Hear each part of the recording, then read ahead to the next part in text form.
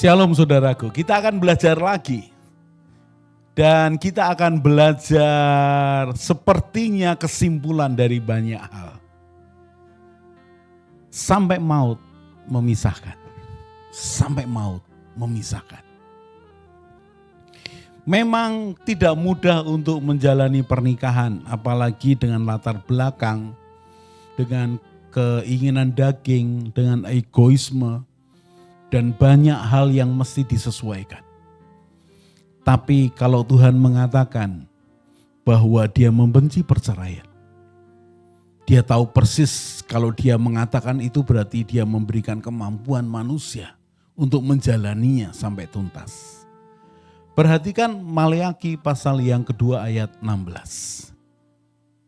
Maleakhi pasal yang kedua ayat 16. Sebab aku membenci perceraian, firman Tuhan Allah Israel. Juga orang yang menutupi pakaiannya dengan kekerasan, firman Tuhan semesta alam. Maka jagalah dirimu dan janganlah berkhianat. Saya ulangi sekali lagi. Sebab aku, Tuhan, membenci perceraian, firman Tuhan Allah Israel. Juga orang yang menutupi pakaiannya dengan kekerasan, firman Tuhan semesta alam. Maka jagalah dirimu dan janganlah berkhianat. Itu pesan Tuhan, Maleakhi 2 ayat 16. Tuhan membenci perceraian. Bahkan di dalam pembicaraan Matius pasal yang ke-19 ayat yang ke-6, ketika orang-orang itu ingin menjebak Tuhan Yesus dengan pertanyaan, bolehkah seorang suami menceraikan istrinya dengan alasan apa saja? Mengerikan sudah, apa saja. Karena sepertinya kekuasaan besar suami atas istrinya ditunjukkan. Apa saja. Tidak suka dengan makanan, tidak suka dengan mungkin pembicaraan tertentu, beda pendapat, langsung muncul, aku ceraikan engkau. Mengerikan, mengerikan. Tuhan benci perceraian, Maleakhi 2 ayat yang ke-16. Dan perhatikan, di dalam Matius pasal yang ke-19 ayat yang ke-6. Tuhan mengatakan, demikianlah mereka bukan lagi dua, melainkan satu. Karena itu apa yang telah dipersatukan Allah tidak boleh diceraikan manusia. Apa yang sudah dipersatukan Allah tidak boleh diceraikan manusia. Izinkan saya menceritakan proses konseling nikah, kemudian membekali mereka dengan tekad dan memintakan mereka untuk berdoa dan meminta berkat Tuhan, hadirat Tuhan dalam pemberkatan. Karena pemberkatan itu sakral, kudus. Bukan cuma pesta pora sehari 2 hari. Tapi itu adalah kehidupan bersama Tuhan seumur hidup mereka. Jadi saya sebagai hamba Tuhan yang mengkonseling atau yang memberkati, maka kerinduan saya adalah ada hadirat Tuhan, ada berkat Tuhan. Salah satu fondasi dalam pernikahan adalah perjanjian nikah, di mana sang suami menyampaikan perjanjian nikahnya di hadapan Allah dan jemaatnya. Saya disebutkan namanya. Menerima engkau, disebutkan nama calon istrinya, sebagai istriku yang sah dan satu-satunya. Aku berjanji akan mengasihi engkau seperti Kristus mengasihi jemaatnya dan telah menyerahkan dirinya untuk menguduskannya, berkorban. Aku berjanji akan setia kepadamu sampai maut memisahkan kita. Loh itu dikatakan oleh suami di hadapan Tuhan dan jemaatnya, calon suami, kepada calon istrinya. Perkataan itu, janji nikah itu mengikat. Lalu dilanjutkan oleh calon istri. Di hadapan Allah dan jemaatnya, saya disebutkan nama calon istrinya ini, nama dirinya sendiri. Menerima engkau, disebutkan calon suaminya dengan lengkap. Sebagai suamiku yang sah dan satu-satunya. Berikutnya, saya berjanji akan tunduk kepadamu seperti tunduk kepada Tuhan. Karena Suami adalah kepala istri sama seperti Kristus adalah kepala jemaat. Dialah yang menyelamatkan tubuh. Wow, disebutkan perbuatan Tuhan yang berkorban untuk jemaatnya. Dan disebutkan, aku akan tunduk kepadamu seperti tunduk kepada Tuhan. Oh, itu sakral, saudara. Berikutnya lagi, dia katakan, dan aku berjanji akan setia kepadamu sampai maut memisahkan kita. Dua orang yang mengikat janji ini. Mereka bukan hanya mengatakan dengan mulutnya dan dengan hatinya. Tapi mereka menggambarkannya dengan salah satu tangan mereka berpegangan seperti ini. Sudah perhatikan, berpegangan seperti ini. Mengapa seperti ini? Karena di dalam pernikahan bisa terjadi bersikap perkataan yang membatalkan perjanjian. Mungkin lagi jengkel, lagi emosi, lagi benturan besar. Lalu, aku menyesal menikah dengan engkau. Perkataan emosi yang tidak perlu. Itu seperti melepaskan perjanjian. Kalau itu terjadi dalam hidup rumah tangga seseorang. Karena pernikahan itu didasari oleh janji dua orang. Kalau yang satunya tetap kekeh, tidak, tetap kekeh dia, tetap teguh. Tidak, engkau adalah istriku, engkau adalah suamiku. Maka perjanjian itu tak berlaku. Tapi seandainya suatu kali, dalam emosi yang tidak baik, dalam suasana yang tidak tepat, suami ini menyatakan membatalkan pernikahan tanpa sadar. Aku udah mau bersatu lagi sama kamu atau aku ingin cerai. Oh, itu menyakiti hati Tuhan. Lalu pasangannya, istri atau suaminya, kalau kamu seperti itu aku juga berani, mari kita cerai. Tidak bisa segampang itu. Mengapa? Karena di dalam pernikahan, di awal pernikahan mereka ketika terima berkat Tuhan. Mereka bukan hanya berjanji dengan perkataan dan dengan hati. Tapi dengan sikap. Bahwa aku dan kamu ini bersatu seumur hidup. Mengapa bisa seumur hidup? Karena begitu mereka ucapkan janji nikah. Lalu saya akan minta mereka berlutut di depan. Pegangan tangan. Dan pegangan tangannya bukan begini. Bukan. Pegangan tangannya begini. Karena pegangan tangan begini ini sulit. Ketika satu pihak mau melepaskan, kalau yang satu mengatakan tidak. Tapi kalau seperti ini, ya dia bisa memaksa diri dengan mudah. Itu hanya gambaran-gambaran aja. Saya sebagai hamba Tuhan, bersyukur untuk perjanjian nikah mereka, yang mengikat mereka. Tapi kali itu saya minta Tuhan memberkati. Berkatilah kedua mempelai Tuhan. Sesuai dengan janji mereka satu sama lain di hadapan engkau dan jemaatmu. Mereka saya nyatakan sebagai suami istri. Mulai detik ini kalian berdua dinyatakan sebagai suami istri. Kalian bukan lagi dua tetapi satu. Dan apa yang dipersatukan Tuhan tidak boleh diceraikan manusia. Maka saya tumpangkan tangan kepada tangan mereka yang menyatu. Di dalam nama Tuhan Yesus. Disatukan dalam pernikahan kudus. Kemudian saya berkati suami, saya berkati istri. Saya doakan mereka. Ingat, secara spiritual. Mereka diikat oleh perjanjian. Tapi ketika berkat Tuhan turun. Maka ada tangan Tuhan yang tidak kelihatan memegang mereka berdua. Bahkan dalam emosional, dalam kebodohan mereka ketika mereka membatalkan perjanjian nikah. Ingat, ada tangan Tuhan yang memegang mereka tetap suami istri. Sampai maut memisahkan. Pernikahan itu berlaku seumur hidup. Pernikahan tidak berlaku kalau salah satunya meninggal. Pernikahan itu berlaku seumur hidup. Dan Tuhan tahu bahwa manusia membutuhkan effort, membutuhkan usaha. Pelajari lagi 6 pilar membangun, 6 fondasi membangun keluarga, 6 tugas bersama 3 hubungan suami istri, 4 paket pernikahan. Menemukan 12 potensi konflik, 3 hubungan suami istri. Pelajari banyak hal dalam pengajaran keluarga ini. Dan yakin bahwa memang kesatuan jiwa, satu jiwa membutuhkan proses seumur hidup. Bagaimana caranya, Pak?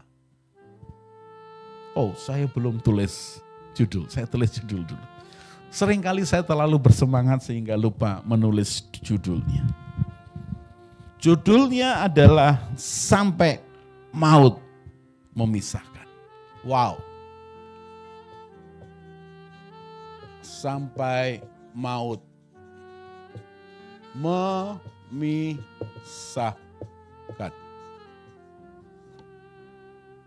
Ayatnya ada di dalam Maleakhi pasal 2 ayat yang ke-16. Dalam Matius 19 ayat yang ke-6. Tuhan benci perceraian. Matius mengatakan ayat pasal yang 19 ayat yang ke-6.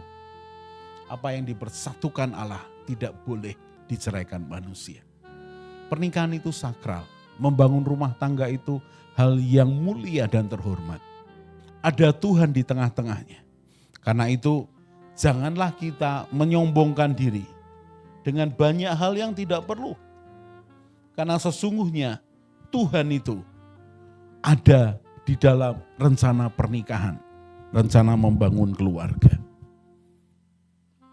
Perhatikan, kalau saya boleh katakan, pelajari dengan seksama.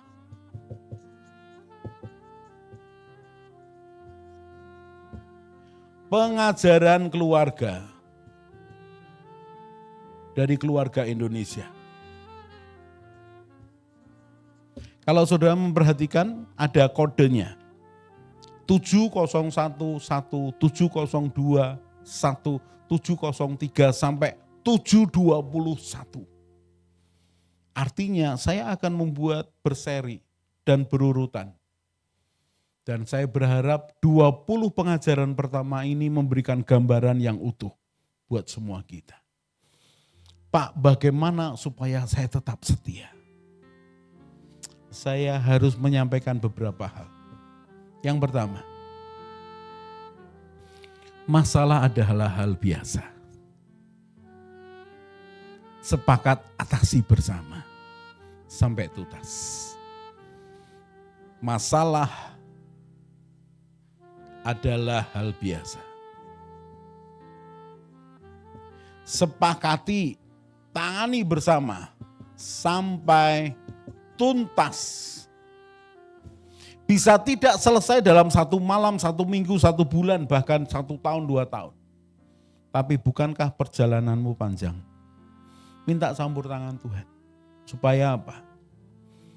Tuhan itu diberikan kesempatan untuk mengerjakan suami, mengerjakan istri, bahkan mengerjakan akan keluargamu. Kalau urusan itu berhubungan dengan mereka. Berikan ruang dan waktu untuk Tuhan bekerja. Lalu bagian yang kedua.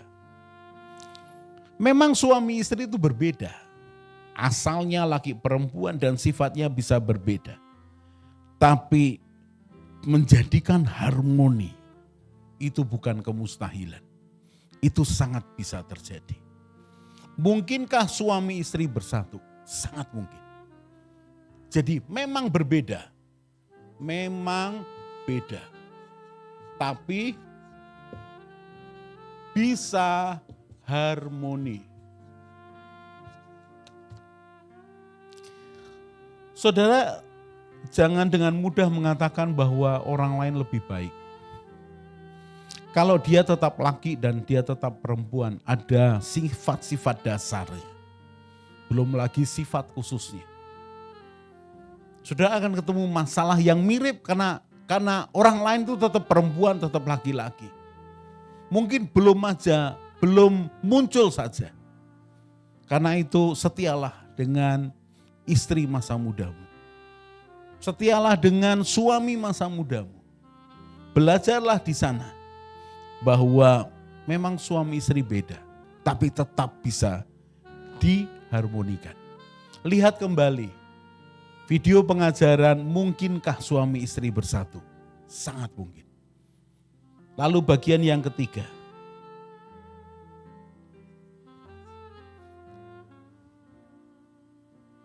Aturlah, atur. Atur saudara. Apa itu? Iman. Cinta. Semangat. Pengharapan. Pengharapan. Pengampunan. Selalu tersedia, selalu tersedia, selalu tersedia.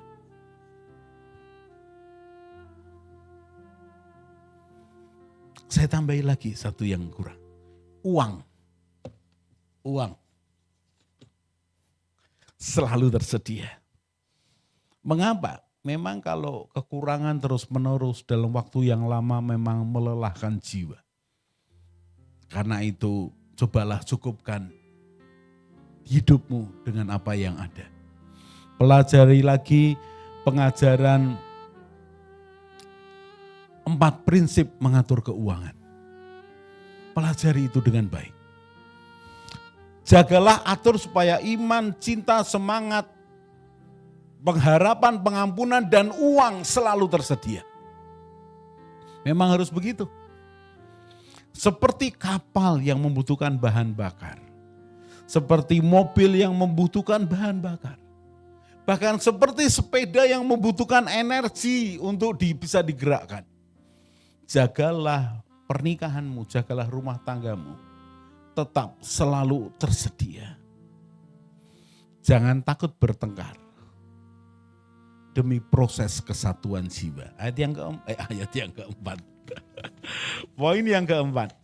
Jangan takut bertengkar. Bertengkar. Demi kesatuan jiwa. Kesatuan jiwa. Bertengkar itu biasa. Tapi jangan biasakan bertengkar. Lihat kembali video pengajaran 3 tujuan bertengkar atau bertengkar yang baik. Pelajari dengan baik. Jangan terus-menerus ngalah demi kebaikan. Tidak. Tidak selalu baik kalau engkau ngalah terus-menerus. Sesekali tabrak saudara. Tunjukkan perbedaannya, tunjukkan prinsipmu. Tapi sekali lagi bukan untuk berpisah, tapi untuk tetap menjadi satu bagian proses jiwa. Lalu berikutnya yang kelima. Oh, ini ternyata saya catat ada 7 hal. Jagalah hubungan yang ramah dan saling menghargai. Wow. Masih adakah kertasnya? Oh, sampai terakhir. Luar biasa ini. Wow, sampai yang terakhir. Yang kelima. Last minute. Jagailah hubungan saudara yang ramah dan saling menghargai. Jagai hubungan yang ramah dan saling menghargai. Karena seringkali semakin tambah umur menjadi semakin tidak ada hormatnya. Bahkan biasalah, berkurang rasa hormatnya. Jangan ya saudara. Tetap orang membutuhkan penerimaan dan hormat. Jagai itu. Yang keenam, miliki, ini menarik sekali. Miliki dan alami impian berdua.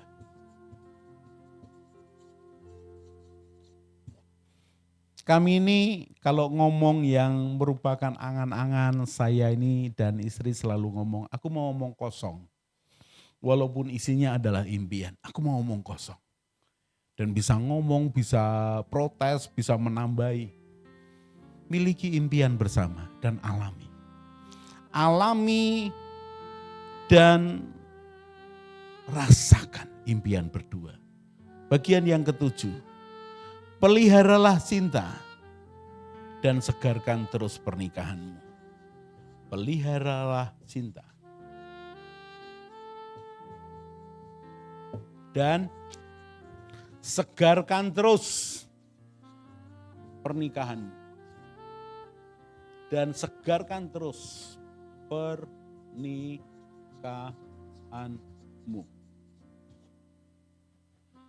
7 hal ini kalau engkau lakukan, maka akan menjagai sampai maut memisahkan. Pertama, pelajari semua pengajaran keluarga ini. Ada 20 video. Banyak hal yang mendasar. Berikutnya, lakukan 7 hal ini. Kesimpulannya, pelajari dengan seksama. Yang pertama, dari 7 hal. Masalah itu biasa. Sepakat kita selesaikan dengan tuntas. Jangan putus asa dengan satu masalah. Walaupun besar, walaupun menghancurkan. Bangunlah iman, bangunlah pengharapan. Jadi dalam Kristus ada nasihat, ada penghiburan kasih. Yang kedua, memang pria dan wanita beda, suami istri beda, tapi tetap bisa harmoni. Mungkin tidak dalam waktu sekejap, butuh waktu berbulan-bulan, bertahun-tahun.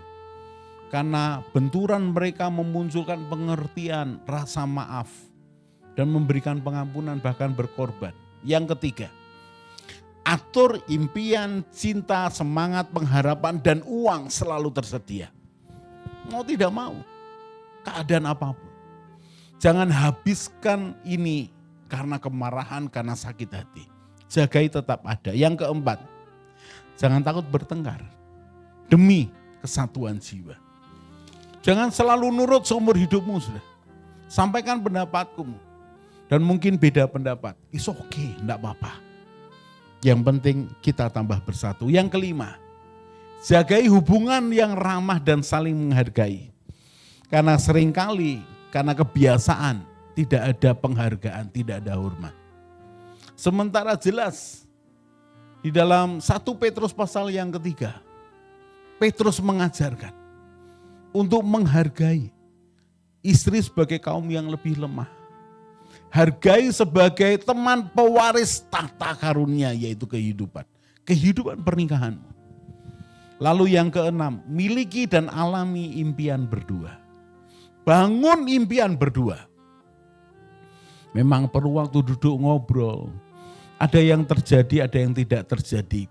Bangunlah impian yang baru lagi. Lalu yang ketujuh, peliharalah cinta. Dan segarkan terus pernikahanmu. Jangan malu untuk makan malam berdua walaupun kau sudah umur. Seringkali kami ini makan malam berdua di tengah-tengah anak-anak muda. Mereka melihat, ini aneh nih opa oma ini. Kami ini masih muda-muda, opa oma ini sudah umur, sudah setengah abad lebih. Segarkan pernikahanmu. Saling menghargai, saling mengasihi, dan nikmati pernikahan. Libatkan Tuhan dalam pernikahanmu, undang Tuhan dalam semua bagian pernikahanmu. Bangunlah kebiasaan yang baik. Ada persekutuan keluarga, saling mendukung. Ada waktu untuk saling berbagi. Ada waktu untuk saling mendukung dan menolong. Tuhan akan memberkati kita ketika kita minta campur tanganmu. Campur tangannya. Kita bisa katakan, Tuhan minta campur tanganmu ya Tuhan dalam hidupku. Satu keluarga berseru dan Tuhan memberikan pertolongannya. Indah sekali saudara, sangat indah. Karena itu percayalah. Apa yang sudah direncanakan Tuhan bisa terjadi, pasti terjadi. Apa yang dipersatukan Tuhan tidak boleh dipisahkan oleh manusia. Karena Tuhan membenci perceraian. Apapun yang terjadi, selalu ada kesempatan untuk pemulihan. Selalu ada. Walaupun butuh waktu, butuh pengorbanan.